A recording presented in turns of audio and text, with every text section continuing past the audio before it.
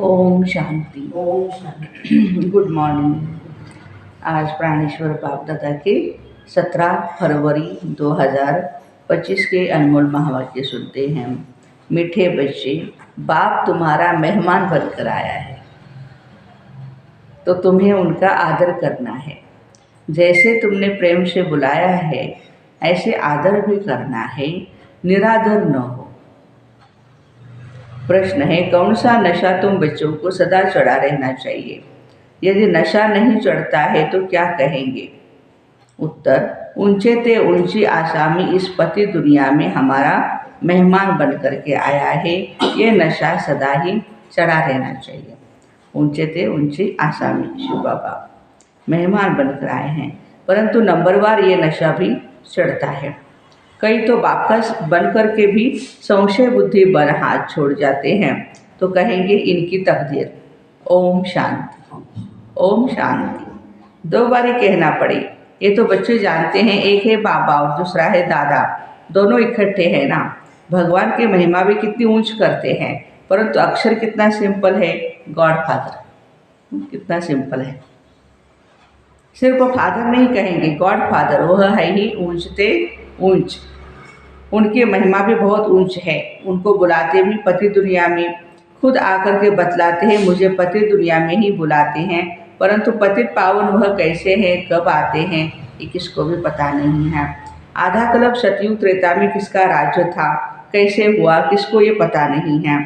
पतित पावन बाप आते भी जरूर है। उनको कोई पतित पावन कहते हैं तो कोई लिबरेटर भी कहते हैं। पुकारते हैं स्वर्ग में ले चलो, सबसे ऊंच ते ऊंच है ना।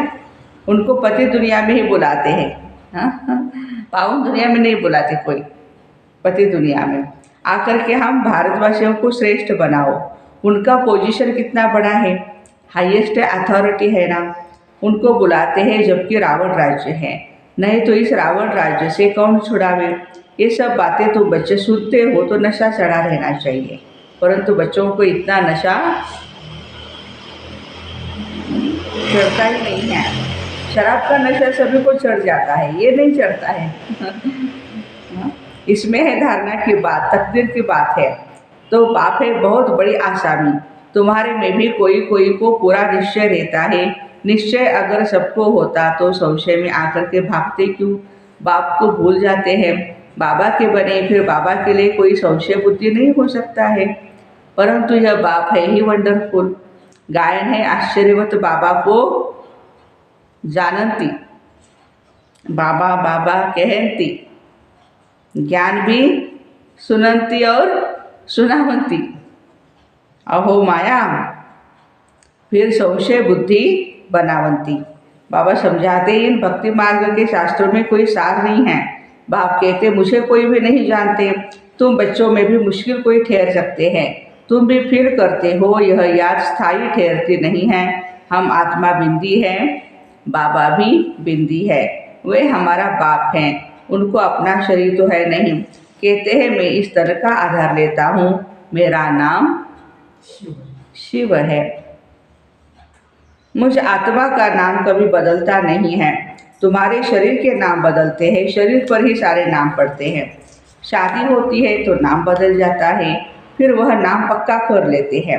तो अब बाबा कहते हैं तुम यह पक्का कर लो, क्या हम आत्मा है। ये बाप ने परिचय दिया है, जब जब अत्याचार और ग्लानि होती है तब मैं आता हूँ। कोई अक्षरों को भी पकड़ना नहीं है। बाबा खुद कहते हैं मुझे पत्थर भीतर में ठोक, कितनी ग्लानि करते, ये भी नई बात नहीं। कल्प कल्प ऐसे पतित बन और ग्लानि करते हैं। भगवान की जब ज़्यादा ग्लानि करते हैं तभी वो आते हैं। कल्प कल्प का मेरा पाठ है, इसमें अदली बदली हो नहीं सकती। ड्रामा में नूंद है ना। तुमको कई कहते हैं सिर्फ भारत में ही आता है क्या? क्या भारत ही सिर्फ स्वर्ग बनेगा? क्या उत्तर देंगे? हाँ जी, ये तो अनादि अविनाशी पार्ट हो गया ना। बाबा कितना ऊंचते ऊंच है, पतितों को पावन बनाने वाला बाप कहते हैं बच्चे मुझे तुम बुलाते हो इस पति दुनिया में। देखो बहुत बारी आज बाबा ने ये सेंटेंस रिपीट किया है, पति दुनिया में आप मुझे बुलाते हो। मैं तो सदा पावन हूँ, मुझे पावन दुनिया में बुलाना चाहिए ना। परंतु नहीं, पावन दुनिया में बुलाने की दरकार ही नहीं, पति दुनिया में ही बुलाते, आकर के पावन बनाओ। मैं कितना बड़ा मेहमान हूँ तुम्हारा, आधा कल्प से मुझे याद करते आए हो। यहाँ कोई बड़े आदमी को बुलाएंगे करके 1-2 वर्ष बुलाएंगे, फलाना इस वर्ष नहीं तो दूसरे वर्ष आएगा, इनको तो आधा कल्प से याद करते आए हो। शिव बाबा को इनके आने का पाठ तो फिक्स है, यह किसको भी पता नहीं। बहुत ऊंच ते ऊंच बाप है ना। मनुष्य बाप को एक ओर तो प्रेम से बुलाते, दूसरी ओर महिमा में दाग लगा देते हैं। वास्तव में यह बड़े से बड़ा गेस्ट ऑफ ऑनर है। गेस्ट ऑफ ऑनर माना बड़ी महिमा वाला मेहमान, जिसकी ऑनर महिमा को दाग लगा दिया, कह देते हैं वह पत्थर ठिक्कर सब में है। कितनी हाईएस्ट अथॉरिटी है, बुलाते भी बहुत प्रेम से है, परंतु है बिल्कुल बुद्धू। मैं ही आकर के अपना परिचय देता हूँ, मैं तुम्हारा गॉड फादर हूँ, खाली फादर नहीं, गॉड फादर। जब सब रावण के कैद में हो जाते हैं तभी बाप को आना होता, क्योंकि सब है भक्तियाँ अथवा ब्राइड्स, सीताएँ, और बाप है ब्राइड ग्रूम राम। एक सीता की बात नहीं है, सब सीताओं को रावण की जेल से छुड़ाते हैं। यह है बेहद की बात। यह है पुरानी पतित दुनिया। इसका पुराना होना फिर नया होना एक्यूरेट है। यह शरीर आदि तो कोई जल्दी पुराने हो जाते हैं, कोई जास्ती टाइम चलते हैं। यह ड्रामा में एक्यूरेट नूंद है। पूरे 5000 वर्ष के बाद फिर बाबा कहते मुझे आना पड़ता है। मैं ही आकर के अपना परिचय भी देता हूँ, कि सृष्टि चक्र का राज भी समझाता हूँ। किसको भी न मेरा परिचय है, न मेरी पहचान है, न ब्रह्मा विष्णु शंकर की है, न राम सीता की है, न लक्ष्मी नारायण की है। जो भी शास्त्रों के अनुसार जानते हैं थोड़ा। ऊंच ते ऊंच एक्टर्स ड्रामा के अंदर तो यही है तो मनुष्य की बात। कोई 8-10 भुजा वाले मनुष्य नहीं है। विष्णु को 4 भुजा क्यों दिखाते? लक्ष्मी की 2 और नारायण की। अच्छा, रावण को 10 शीश क्यों दिखाते? क्या उसको 10 शीश थे?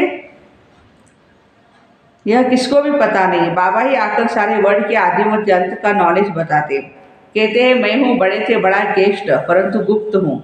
यह भी सिर्फ तुम वैसे जानते हो। तुम जानते हुए भी फिर भूल जाते हो। उनका कितना रिगार्ड रखना चाहिए, उन्हें याद करना चाहिए। आत्मा भी निराकार, परमात्मा भी निराकार। इसमें फोटो की भी बात नहीं।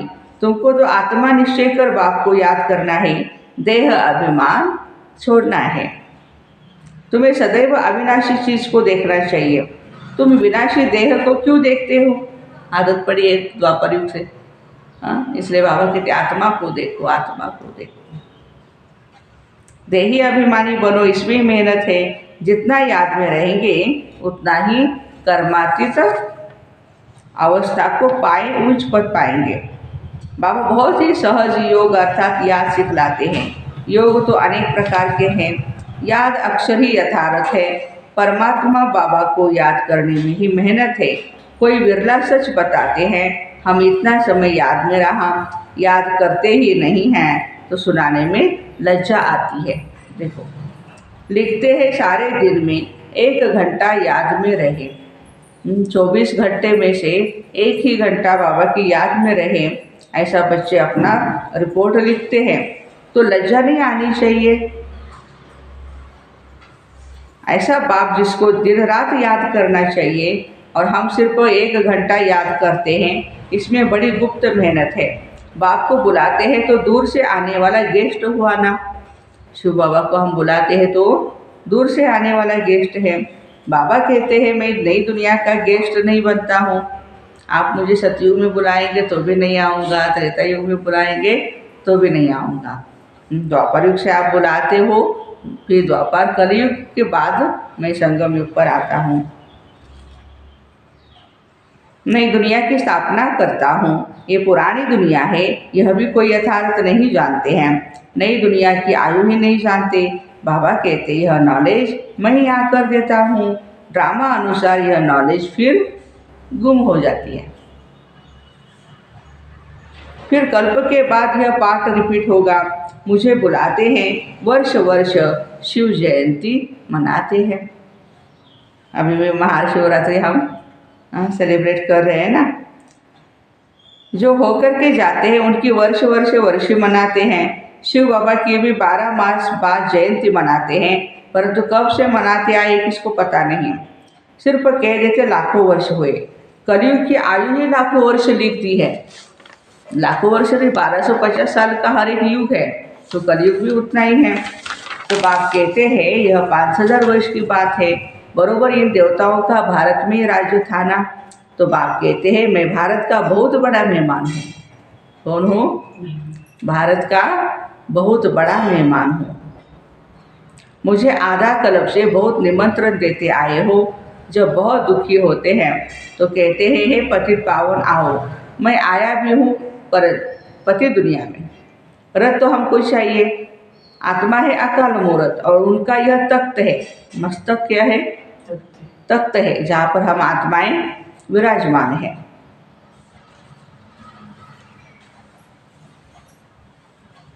बाप भी अकाल मूर्त है, इस तख्त पर आकर विराजमान होते। कौन से तख्त पर? ब्रह्मा बाबा के तख्त पर। यह बड़ी रमणीक बातें हैं और कोई सुनेगा तो चकित हो जाएगा, ये क्या बातें सुना रहे हैं। हमें ज्ञान है तो पता है।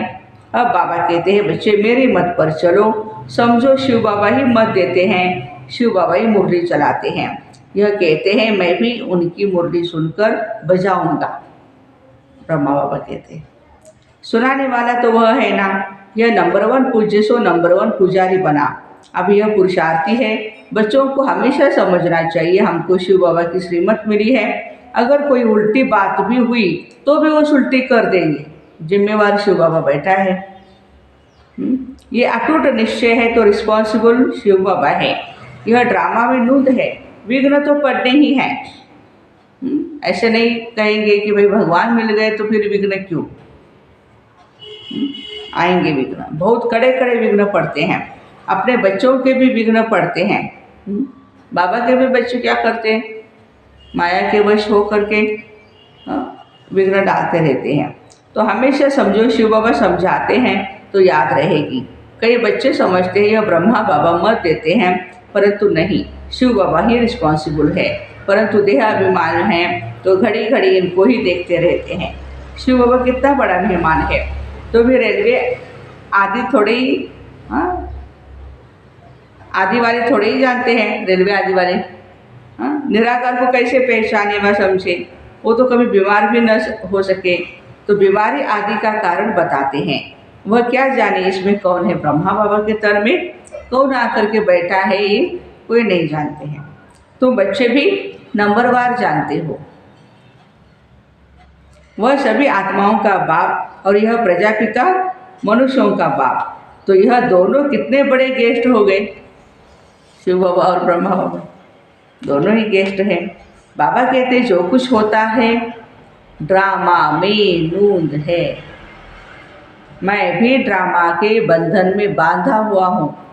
नूंद बिगर कुछ कर नहीं सकता हूँ। माया बड़ी दुष्टर है। राम और रावण दोनों का पाठ है। ड्रामा में रावण चैतन्य होता तो कहता मैं भी ड्रामा अनुसार आता हूँ। वो भी द्वापर युग में उसका पाठ है, लेकिन वो तो चैतन्य नहीं ना। ये दुख और सुख का खेल है। सुख है नई दुनिया में और दुख है पुरानी दुनिया में। नई दुनिया में थोड़े मनुष्य होते हैं और पुरानी दुनिया में कितने ढेर मनुष्य होते हैं। पतित पावन बाप को ही बुलाते हैं आकर के पावन दुनिया बनाओ, क्योंकि पावन दुनिया में बहुत सुख था, इसलिए ही कलप कलप पुकारते हैं। बाप सबको सुख दे करके जाते हैं, इसलिए भगवान को सब याद करते हैं। अभी फिर पार्ट रिपीट होता है। दुनिया कभी खलास नहीं होती। खलास होना इम्पॉसिबल है। समुद्र भी दुनिया में है ना। यह 3rd फ्लोर है ना। कहते हैं जलमयी हो गई, पानी पानी हो जाता है। फिर भी पृथ्वी फ्लोर है, पानी भी तो है ना। पृथ्वी फ्लोर कोई विनाश नहीं हो सकता है। देखो पृथ्वी का विनाश नहीं होता है, परिवर्तन होगा। जल भी इस फ्लोर में ही होता है।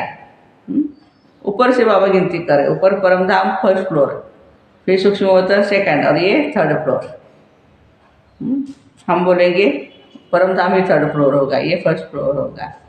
लेकिन बाबा कहते हैं कि पानी जल जो भी कुछ है इस फ्लोर पे है। सेकंड और फर्स्ट फ्लोर, सूक्ष्म वतन और मूल वतन में तो जल होता नहीं। ये बेहद सृष्टि के 3 फ्लोर है जिसको तुम बच्चों के सिवाय कोई नहीं जानते। यह खुशी भी की बात सबको खुशी से सुनानी है। जो पूरे पास होते हैं उनका ही अतीन्द्रिय सुख गाया हुआ है। इसका अतीन्द्रिय सुख है जो पूरे पास होते हैं, जो रात दिन सर्विस पर तत्पर रहते हैं, सर्विस ही करते रहते हैं, उन्हें बहुत खुशी होती है। कोई ऐसे दिन भी आते हैं जो मनुष्य रात को भी जागते हैं परंतु आत्मा थक जाती है तो सोना होता है। आत्मा के सोने से शरीर भी सो जाता है, आत्मा न सोए तो शरीर भी न सोए। थकती तो आत्मा है ना। आज मैं थका पड़ा हूँ, किसने कहा? बहुत आज सेवा हो गई, बहुत थक गई मैं ये आत्मा कहती है। तो बच्चों को आत्मा अभिमानी हो रहना है, इसमें ही मेहनत है। बाबा को याद नहीं करते, देही अभिमानी नहीं रहते तो देह के संबंधी याद आ जाते हैं। बाबा कहते बच्चे तुम नंगे आए थे फिर नंगे जाना है, माना अशरीरी बिंदु बन करके आए थे, बिंदु बन के जाना है। ये देह के संबंध आदि भूल जाओ, ये शरीर में रहते मुझे याद करो तो सतो प्रधान बनेंगे। बाबा कितनी बड़ी अथॉरिटी है, बच्चों के सिवाय कोई जानते नहीं। बाबा कहते मैं हूँ गरीब निवाज, सभी साधारण है, पतित पावन बाबा आया है, यह जान ले तो पता पड़े। हाँ, पता नहीं कितनी भीड़ हो जाए, यहाँ बड़े बड़े आदमी आते हैं तो कितनी बड़ी भीड़ हो जाती है। तो ड्रामा में इनका पार्ट है गुप्त रहने का, इसलिए इतनी भीड़ नहीं है यहाँ पर। आगे चल आहिस्ते आहिस्ते प्रभाव निकलेगा और विनाश हो जाएगा। सब थोड़े ही मिल सकते हैं, याद करते हैं ना तो उनको बाप का परिचय मिल जाएगा, बाकी पहुंच नहीं पाएंगे। जैसे बांधेली बच्चियां मिल नहीं पाती है तो कितने अत्याचार सहन करती है, विकार को छोड़ नहीं सकते। कहते हैं सृष्टि कैसे चलेगी? अरे सृष्टि का बोझ बाप पर है या तुम पर है? भगवान देख लेगा ना वो क्या कैसे चलाना है, क्या करना है। हाँ, तुम क्यों टेंशन ले रहे हो? बाबा को जान लेवे तो फिर ऐसे प्रश्न न पूछे, बोलो पहले बाप को तो जानो फिर तुम सब कुछ जान जाएंगे। समझाने की भी युक्ति चाहिए। अच्छा, मीठे मीठे सिखले दे बच्चों प्रति माता पिता बाप दादा का याद प्यार और गुड मॉर्निंग। रूहानी बाप की रूहानी बच्चों को नमस्ते। हम रूहानी बच्चों की रूहानी माता पिता बाप दादा को याद प्यार गुड मॉर्निंग और नमस्ते। वाह बाबा वाह, शुक्रिया बाबा शुक्रिया। धारणा के लिए मुख्य सार है सदा ही हाईएस्ट अथॉरिटी बाप की याद में रहना है। विनाशी देह को न देख देही अभिमानी बनने की मेहनत करनी है। याद का सच्चा सच्चा चार्ट रखना है। दिन रात सर्विस में तत्पर रह अपार खुशी में रहना है। तीनों लोगों का राज सबको खुशी से समझाना है। शिव बाबा जो श्रीमत देते हैं उसमें अटूट निश्चय रख कर चलना है। कोई भी विघ्न आए तो घबराना नहीं है। रिस्पॉन्सिबल शिव बाबा है, इसलिए संशय न आए। वरदान श्रेष्ठ वेला के आधार पर सर्व प्राप्तियों के अधिकार का अनुभव करने वाले पद्मा पदम भाग्यशाली भव। जो श्रेष्ठ वेला में जन्म लेने वाले भाग्यशाली बच्चे हैं वे कल्प पहले की टचिंग के आधार पर जन्मते ही अपने पद का अनुभव करते हैं।